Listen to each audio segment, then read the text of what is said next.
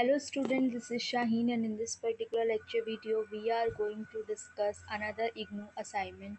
Master of Commerce MCOM old second year का ये assignment है और जुलाई 2024 और जनवरी 2025 का ये असाइनमेंट रहने वाला है, इम्पॉर्टेंट है।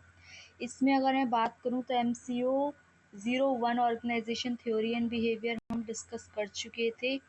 एक आपके मैं प्लेलिस्ट प्रोवाइड कर दी है, उसके अंदर आप जाके गो थ्रू कर सकते हो। अब now it's time for MCO 03 research methodology and statistical analysis वाला जो आपका पार्ट है वो डिस्कस करेंगे।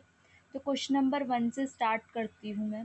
क्वेश्चन नंबर 1 कह रहा है कि what do you mean by expected frequency. आपको एक्सपेक्टेड फ्रीक्वेंसी से आप क्या समझते हो? जो chi square test independence of attribute में आता है और chi square test goodness of fit में आता है। और आपको एक्सप्लेन करना है कि क्या एक्सपेक्टेड वैल्यूज होती है इन सब सिचुएशन में। तो ये है आपका क्वेश्चन, 20 मार्क्स का क्वेश्चन है, उसको एक्सप्लेन करते हैं। सबसे पहले एक्सपेक्टेड वैल्यू किसमें? काई स्क्वायर टेस्ट ऑफ इंडिपेंडेंस के अंदर। तो chi square test of independence work by comparing, ये हम करते कैसे हैं? जब हम दो चीज़ों को कंपेयर करते हैं, तुलना करते हैं, एक ऑब्जर्व्ड और एक फ्री एक्सपेक्टेड। ऑब्जर्व्ड क्या है? जो आपका फाइनल आउटकम है, और एक्सपेक्टेड जो आप सोचते हो कि ऐसा होना चाहिए। तो उनके बारे में आपका जो भी रिजल्ट होता है वो आपका वेरिएबल आता है। अब यहाँ पे एक्सपेक्टेड फ्रीक्वेंसी है, इसके अंदर रो और कॉलम दो चीज़ें रहती हैं। रो और कॉलम को मल्टीप्लाई करते हैं और डिवाइडेड बाय टोटल नंबर करते हैं, तो आपका क्या निकल आता है? Expected frequency. आप देख सकते हो कि एग्जाम्पल के थ्रू मैंने मेंशन कर दिया है।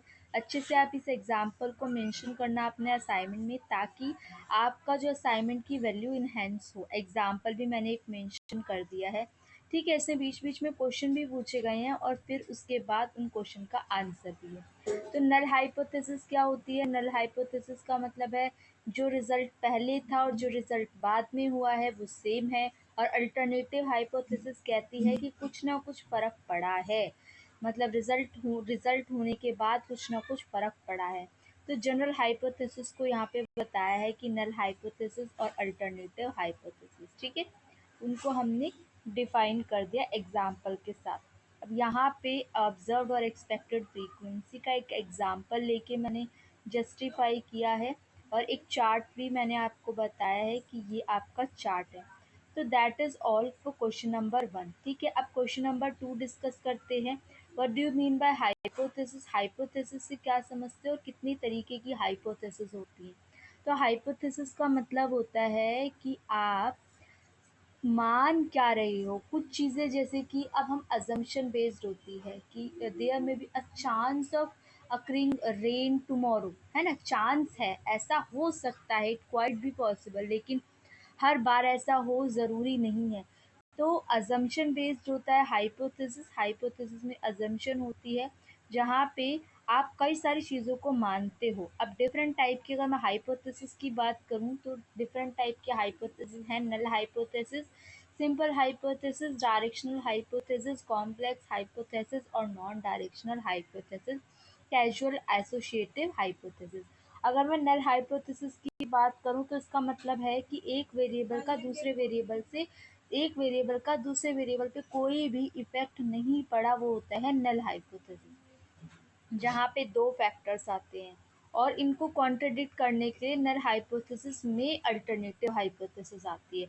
सिंपल हाइपोथेसिस जहाँ पे आप अनुमान लगाते हो, रिलेशनशिप बताते हो। सिंपल हाइपोथेसिस आपको एक डिपेंडेंट जो कि निर्भर करता है और एक इंडिपेंडेंट जो कि नहीं निर्भर करता, उसके ऊपर रिलेशनशिप बताना है। एग्जाम्पल मैंने आपको बता दिया। Next one is directional hypothesis. Directional hypothesis ये रहा, सिंपल हाइपोथेसिस ये रहा, नल हाइपोथेसिस हमने डिस्कस कर लिया। डायरेक्शनल हाइपोथेसिस क्या बोलता है कि एक कोई पर्टिकुलर डायरेक्शन है, एक पर्टिकुलर एक्सपीरियंस है। फॉर एग्जांपल स्टूडेंट जो कि प्रॉपर रिवीजन कर रहा है वो स्कोर करेगा उन स्टूडेंट से जो स्किप कर रहे हैं।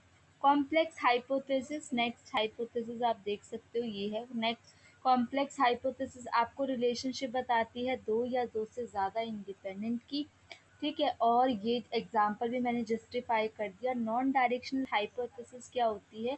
There is no theory for this kind of unlike the directional hypothesis. कोई प्रिडिक्शन नहीं होती, कोई अनुमान नहीं लगाते। ठीक है, and the last one is causal and associative hypothesis, ये है लास्ट। इसका मतलब ये है कि अगर एक वेरिएबल में चेंज आता है तो उसकी वजह से दूसरे वेरिएबल पे अफेक्ट पड़ता है, तो that is why it is called associative, क्योंकि एसोसिएट करती है, रिलेट करती है, that is why. Next is आपको इसमें बताया गया, इसी क्वेश्चन का एक और पार्ट है जिसमें बताया गया है कि हाउ वुड यू डिस्टिंग्विश, आप टी टेस्ट को और पेयर टी टेस्ट जो होता है, और एक आप क्या करते हो इंडिपेंडेंट सैंपल और एक पेयर टेस्ट में क्या फ़र्क होता है।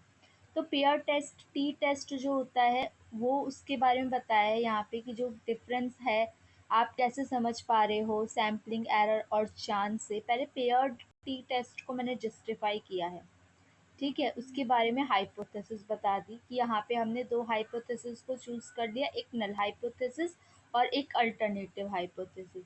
उसके बाद unpaired T test, unpaired T test को हम इंडिपेंडेंट टी टेस्ट भी कहते हैं, तो कंफ्यूज मत होना कि यहाँ पे तो डिफरेंस पेयर्ड और इंडिपेंडेंट के बीच में पूछा है और मैम ने पेयर्ड और अनपेयर्ड के बीच में बता दिया।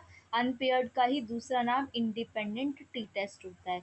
इसकी हाइपोथेसिस क्या होती है, इसमें भी दो हाइपोथेसिस हैं, एक नल हाइपोथेसिस और एक होती है अल्टरनेटिव हाइपोथेसिस। नल हाइपोथेसिस कहती है कि कोई भी डिफरेंस नहीं है दोनों मीन ग्रुप में, और अल्टरनेटिव हाइपोथेसिस कहती है yes there might be are difference.